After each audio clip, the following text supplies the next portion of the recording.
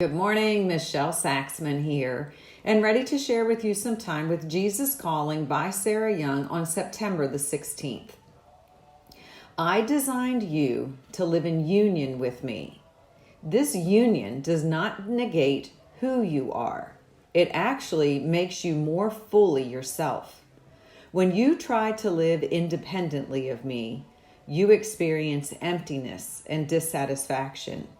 When you may gain the whole world and yet lose everything that really counts. Find fulfillment through living close to me, yielding to my purposes for you. Though I may lead you along paths that feel alien to you, trust that I know what I am doing. If you follow me wholeheartedly, you will discover facets of yourself that were previously hidden. I know you intimately, far better than you know yourself. In union with me, you are complete. In closeness to me, you are transformed more and more into the one I designed you to be. Well, I have a couple of takeaways from this. And one is, we were designed to be in union, to be together in communion, in community with our Heavenly Father and Creator.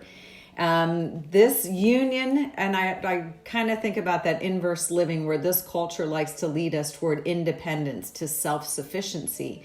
But our Heavenly Father says you were designed not to be independent of me, but in dependence on me, with me.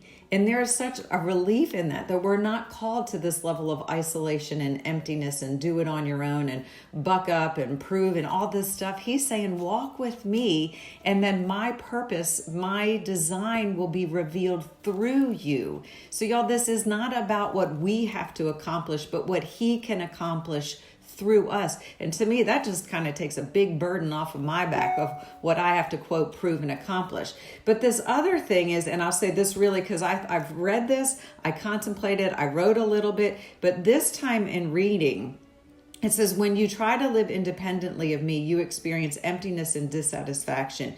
You may gain the whole world and yet lose everything that really counts. And that had me think about, when I read this, when our focus is on acquiring things of this world, they always lead to, they're fleeting and they lead to emptiness. When we try to say, not just say, you hear about these football players and they say, well, when I get that Super Bowl ring, then this is the way I'll feel. And yet they get that ring and they're not fulfilled because the journey is actually the within. It is the revealing of facets of ourself. But when our focus is on acquiring and attaining things of this world, they're going to be fleeting and filled with emptiness. So we need to just really think about the journey and the discovery and the facets that we can acquire when our journey is truly with him.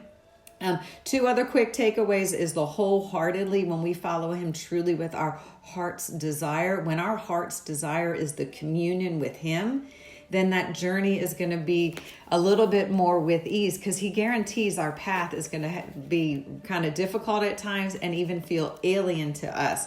But if we align our wholehearted desire to his desire, I think then that kind of can make those difficult times a little bit easier to understand and to fully trust.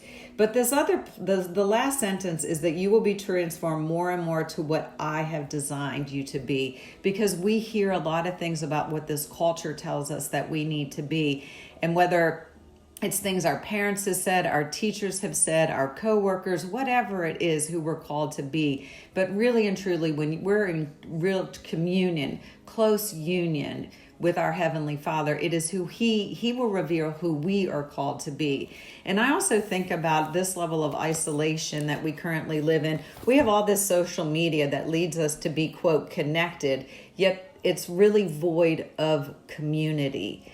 And I think about what happens, especially, I think they're saying our high school students to our 20-somethings are suffering more depression and anxiety than ever before, because this, rather than this connection leading to community, it's leading to comparison and isolation and complaining. And people are using these platforms not to see His light within. And I thought about this thing of compassion, and really the passion of our Heavenly Father, Jesus, the passion of the cross. If we could see one another with that level of passion and see the light within others rather than looking outward and seeing comparison. So y'all have a super blessed day.